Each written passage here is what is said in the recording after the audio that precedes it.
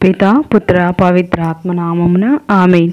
ప్రియ స్నేహితులారా, మీ అందరికీ దేవుని యొక్క ఆశీస్సులను తెలియజేస్తూ డిసెంబర్ 27వ తారీఖు శుక్రవారం ఈనాడు తల్లి శ్రీ సభ పునీత యోహాను సువార్తికుని యొక్క ఉత్సవాన్ని జరుపుకుంటున్న ఈ శుభ సమయాన ఈనాటి మొదటి పట్టణము యోహాను రాసిన మొదటి లేఖ 1వ అధ్యాయం 1వ వచనం నుండి 4వ వచనం వరకు.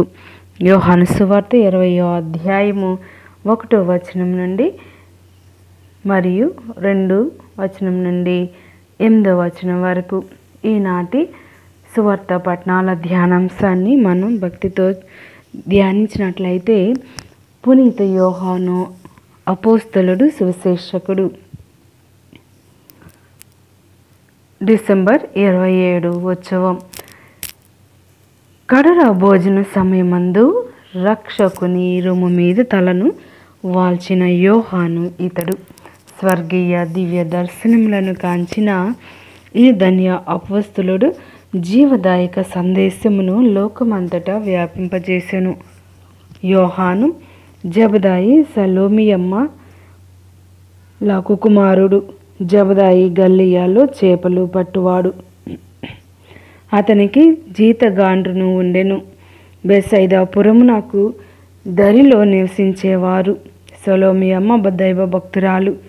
క్రీస్తును వెంబడించిన స్త్రీలలో ఆమె ఒకరు. మరో అపోస్తులుడైన యాకోబు అతని సహోదరుడు. అపోస్తుల కార్యములు 4:13 ప్రకారం యోహాను పూర్తి విద్యాభ్యాసం పొందలేదని అర్థమవుతుంది. విద్య లేని వారు మరియు యూదులలో ఎలాంటి అధికారిక స్థానం లేనటువంటి వారు. కానీ తమ తల్లిదండ్రులు సాంఘిక స్థితిని బట్టి చూస్తే సాధారణ విద్యాభ్యాసం పొంది ఉండవచ్చు. గల్లియ తీరమున అప్పటికే విస్తృతంగా వ్యాప్తి చెందిన గ్రీకు భాషలో గ్రీకు ప్రజల జీవనంతో బాగా పరిచయం ఉన్నట్లు తెలుస్తుంది. సువిశేషాల్లో జబదాయి కుమారులు అని వారి తండ్రి పేరిట పిలువబడుతూ ఉన్నారు. యేసు వారిద్దరికి బోయనెర్గేసు అను పేరు పెట్టాడు, అనగా ఉరిమిడి వారు అని అర్థం. మార్కు సువార్త 3వ అధ్యాయం 17వ వచనం. దేవుని చట్టాన్ని అనుసరించడంలో ఏ మానవ శక్తికి భయపడకుండా దృఢ విశ్వాసాన్ని కలిగి ఉండిరి అని సూచిస్తుంది. మొదటిగా వీరి బాప్తిస్మ యోహాను శిష్యులై ఉండిరి. తరువాత యేసు పేతురు ఆంద్రేయతో పాటు వీరిని కూడా తన శిష్యులుగా పిలిచి ఉన్నాడు. యోహాను సువార్త 1వ అధ్యాయం 35వ వచనం నుండి 42వ వచనం వరకు. ప్రథమ శిష్యులైన సీమోను పేతురు, ఆంద్రేయ, యోహాను మరియు యాకోబు యేసుతో యోర్దాను నుండి గలిలయకు వచ్చి అక్కడ కొంతకాలం ఉండిరి. ఆ తరువాత వారు సాధారణ జీవితాలకు తిరిగి వెళ్ళిరి.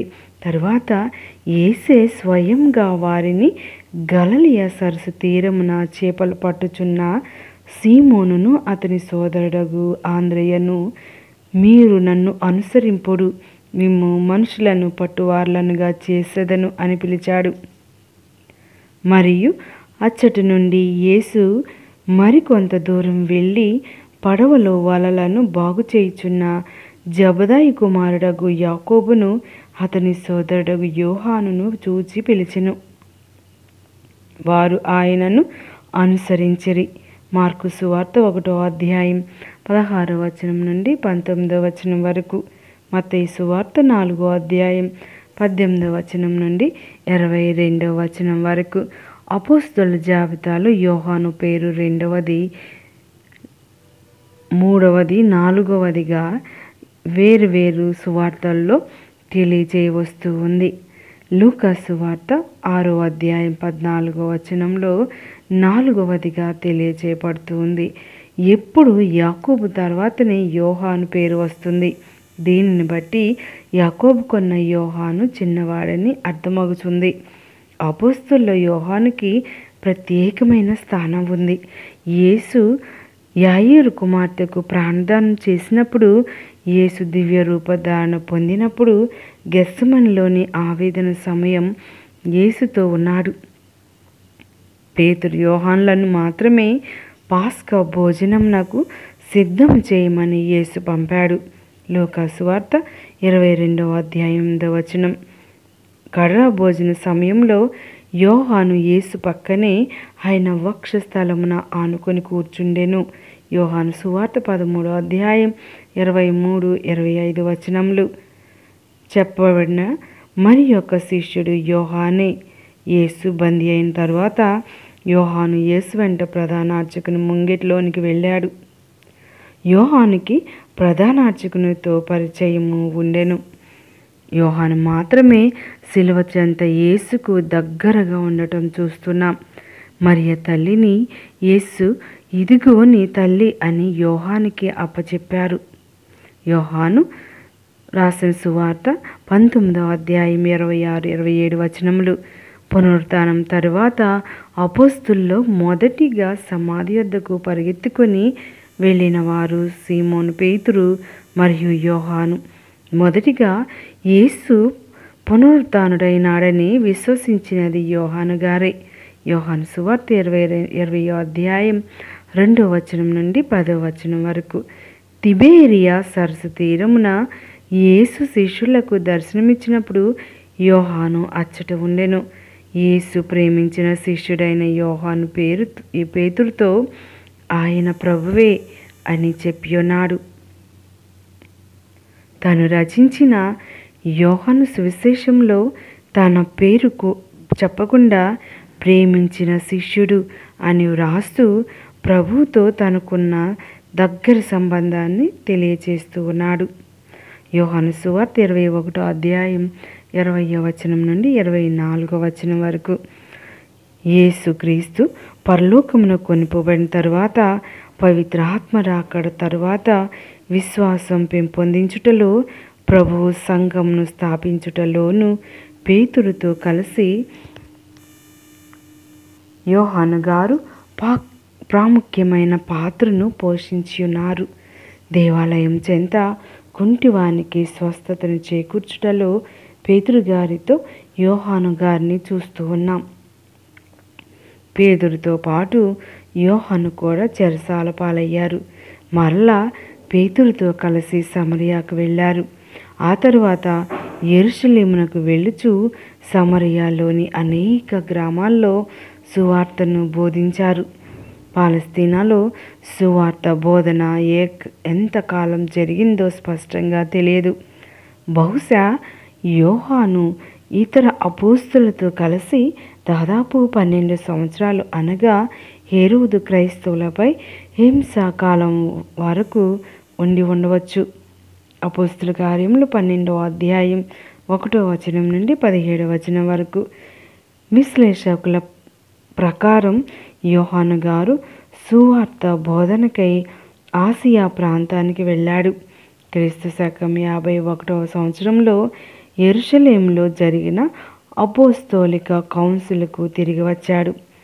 గలతీయులకు రాసిన లేఖ 2వ అధ్యాయం 9వ వచనంలో క్రైస్తవ సంఘానికి ఆధార స్తంభాలుగా ఎంచబడిన వారు యాకోబు, పేతురు, యోహాను అని పౌలు గారు రాసి ఉన్నారు.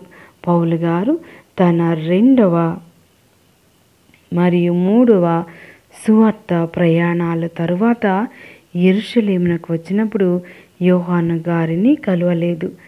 దీనిని బట్టి యోహాను గారు 52-55 సంవత్సర కాలములలో పాలస్తీనాను వీడి ఉండవచ్చు. యోహాను గారిని గూర్చి ఇంకా తెలుసుకోవాలంటే నూతన గ్రంథంలో ఆయన వ్రాసిన లేఖలు మరియు దర్శన గ్రంథం చూడాల్సిందే. క్రీస్తు జీవితమునకు ఆయన కార్యములకు ప్రత్యక్ష సాక్షి అని చూస్తాం. ఆసియా ప్రాంతాల్లో అక్కడ ఉన్న క్రైస్తవ సంఘాలకు నాయకుడిగా అధికారికగా గుర్తింపు పొందినట్లుగా తెలియవస్తుంది. అంతేకాక దేవుని వాక్కును, యేసుక్రీస్తు సాక్ష్యమును ప్రకటించినందున పద్మాసు దీపమునకు కొనిపోబడెను. దర్శన గ్రంథం 1వ అధ్యాయం 9వ వచనం. అచ్చటే దర్శన గ్రంథంలోని దర్శనములను అతనికి బయలుపరచబడెను. 2-3వ శతాబ్దాల్లో క్రైస్తవ రచయితల ప్రకారం అపోస్తలుడు సువిశేషకుడు అయిన యోహాను గారు మొదటి దశాబ్దపు చివరి శతాబ్దాల్లో ఆసియా ప్రాంతంలో నివసించాడు. ఎఫెసు నుండి అక్కడ ఉన్న క్రైస్తవ సంఘాలను నడిపించి ఉన్నాడు. వేద సాక్షి పునీత జస్టిన్ అపోస్తలుడైన యోహాను గారు ఎఫెసులో వారితో జీవించాడని చెప్పాడు. పునీత యురేనస్ అపోస్తలుడైన యోహాను ఆసియా ప్రాంతంలో ఉండి ఎఫెసులో తన సువార్తను వ్రాసాడని మరియు ట్రాజన్ పరిపాలన వరకు అక్కడే నివసించాడని చెబుతూ ఉన్నాడు. యుబేసియస్ మరియు ఇతరులు యోహాను డొమిషియన్ పాలన 51-96 కాలంలోనే పద్మాస్ ద్వీపంనకు కొనిపోబడ్డారని చెప్పారు. డొమిషియన్ మరణానంతరం ట్రాజన్ కాలంలో ఎఫెసుకు మరలా తిరిగి వచ్చి అక్కడే క్రీస్తు శకం 100వ సంవత్సరంలో చాలా పెద్ద వయసులో మరణించారని ఆయన యొక్క జీవిత చరిత్ర మనకు తెలియవస్తూ ఉంది. ప్రియా స్నేహితులారా, మరి ఆనాటి సువార్తలో మగ్దల మరియమ్మ ప్రేమ, గౌరవం, ఆసక్తి ప్రభు పట్ల అధికంగా ఉన్నట్లు చూస్తూ ఉన్నాం. ఆదివారం ఇంకను చీకటిగా ఉండగానే ఆమె వచ్చి చూడగా రాతి సమాధికి ముద్ర లేదు, రాయి కూడా ప్రక్కకు తీసివేయబడి ఉండెను.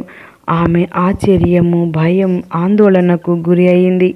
ప్రభుని శరీరము సమాధిలో లేదని నిర్ణయించుకొని పేతురు యోహానులతో ఆ సంగతి తెలియజేశారు. ప్రభుని శరీరమును ఎవరో ఎత్తుకొని పోయిరి అన్న సంగతి ఆమె మనసులో మొదలైంది. వెంటనే స్త్రీలు పేతురు యోహానులకు సమాధి సమాచారం అందింది. తక్షణమే వారి ఇరువురు పరిగెత్తి సమాధిని చేరుకున్నట్లు చూచుచున్నాం. యోహాను గారు యువకుడు, క్రీస్తుని ప్రియమైన శిష్యుడు కనుక ముందుగా సమాధి చేరారు. యోహాను చేరిన తరువాత పేతురు కూడా సమాధిని సమీపించారు. పేతురు లోపల ప్రవేశించగానే యోహాను కూడా ప్రవేశించాడు. అక్కడ నారబట్టలు పడి ఉండెను. ప్రభు శరీరమును దొంగలు దొంగిలించలేదు. యాజకులు, యూదులు, శిష్యులు ప్రభుత్వం తీయలేదు. మరి శరీరం ఏమైనట్లు? సరి అయిన సమాధానం ప్రభుని పునరుత్థానమే.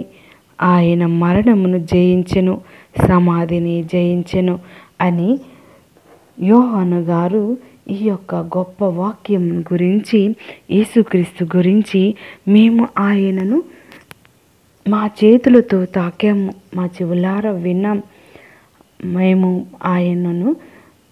ఆయన ప్రత్యక్షతను కన్నులారా చూసాము అని మనకు సువార్తలో బోధిస్తూ ఉన్నారు. ప్రియ స్నేహితులారా, మరి ఈనాడు ఈ పునీత యోహాన్ గారి యొక్క సువార్తను చదివి మరి ఆయన రాసిన లేఖలను, దర్శన గ్రంథాన్ని చదివి దేవునికి అతి ప్రియమైన బిడ్డలుగా మారుదాం. దయగల దేవుడు ఈ యొక్క సువార్త ప్రకటన ద్వారా మన జీవితాలు విజయవంతం చేయుదురుగాక. ఆమేన్. పితా, పుత్ర, పవిత్ర ఆత్మ నామమున ఆమేన్.